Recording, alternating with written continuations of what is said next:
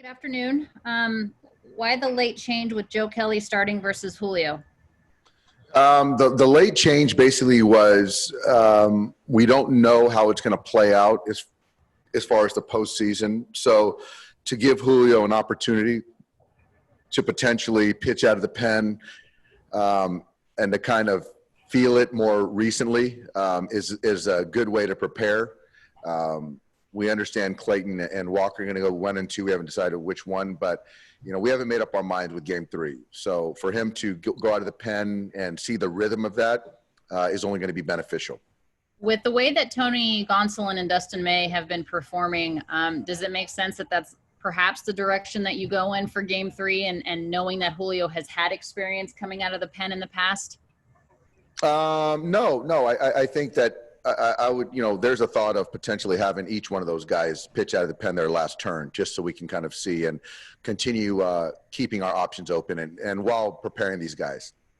I knew that you wanted to get Joe Kelly at least 4 to 5 appearances within this regular season before the postseason. How long can you anticipate him going tonight to start this thing?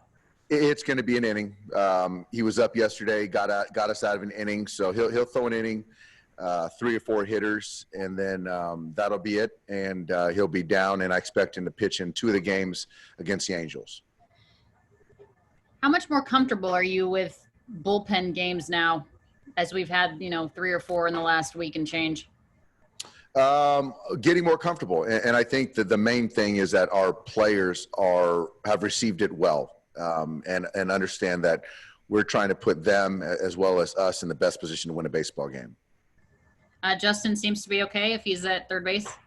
Yeah, he's okay. There was just some tightness yesterday, some cramping or something. So I feel good having him back out there. Training staff agrees.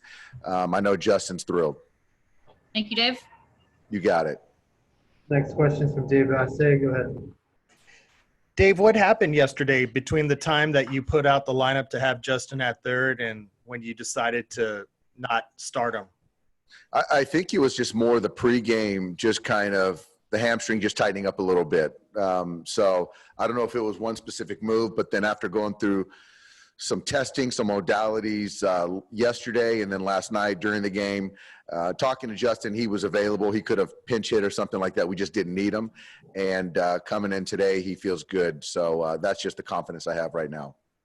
Do you think your confidence will grow more once you see him actually play there for a few innings, or are you still holding out on? No, I feel good. Justin knows his body so well. And so he understands also how to kind of, put a governor on as far as his exertion when he needs to. But as far as the quick plays, the ball coming in to his left, right, I feel good that he can make all those plays. With that, we'll see how he is tonight, but I think it's more the, 5-6 innings, and then we'll get Eddie in the game. Okay, thank you. Yep. Next question is from Bill Plunkett. Go ahead, Bill. So is Julio going to pitch tonight? And if he does, in what role? Julio's going to pitch tonight. He'll be the bulk guy. I just don't know when we're going to deploy him. Is that the evaluation with those 3 guys, whether to use them in the postseason in a bulk role or just in a more standard relief role?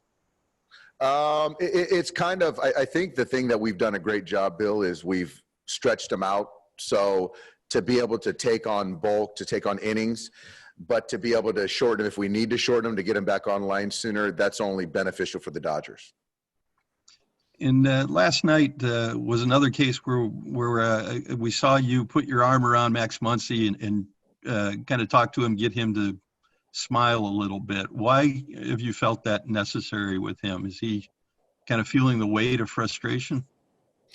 I think frustration is certainly one of the things. He's an all-star player and hasn't got on track yet. So I always think it's a good thing to let the player know that we're all in it together. And so, yeah, I didn't know you caught it, but yeah, it's just he and I have a really good relationship. What do you think's at the root of his, lack of production this year? I think that, started off early with the little fracture and then some time away, trying to work through his mechanics, and there's some things mechanically he hasn't been able to kind of lock down.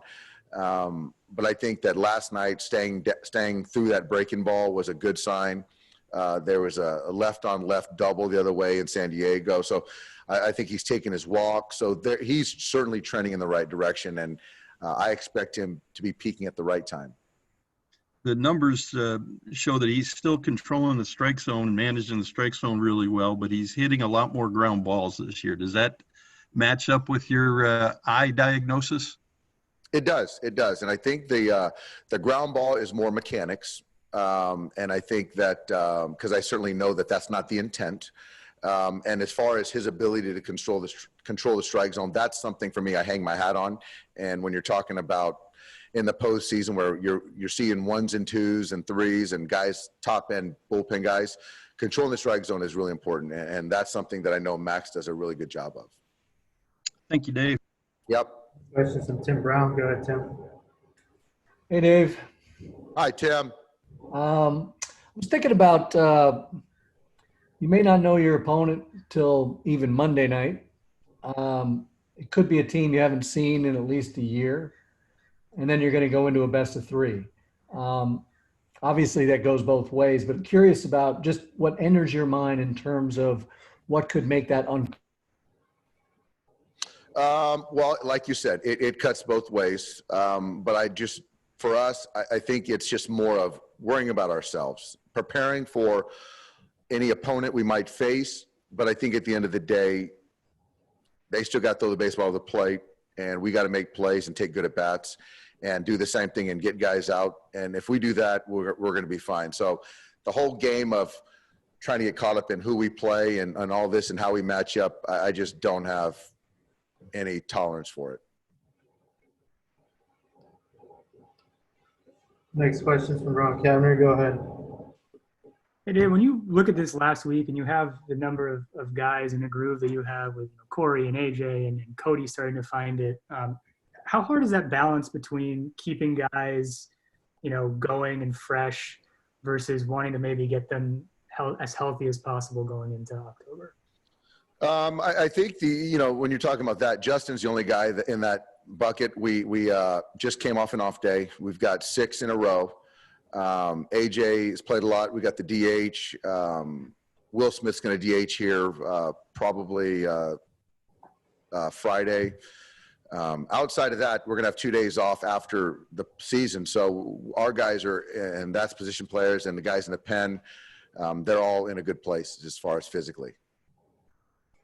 Thanks. Yep. Go ahead, Eric. Dave, just wanted to clarify, did you say you would also use Tony Gonsolin in the same sort of bulk role with an opener in his upcoming start? Yeah, that's a conversation. We haven't made that decision yet. I know Tony's done it once this year, I think in Arizona. And whether we decide to have him start on Saturday remains to be seen. But it's a conversation.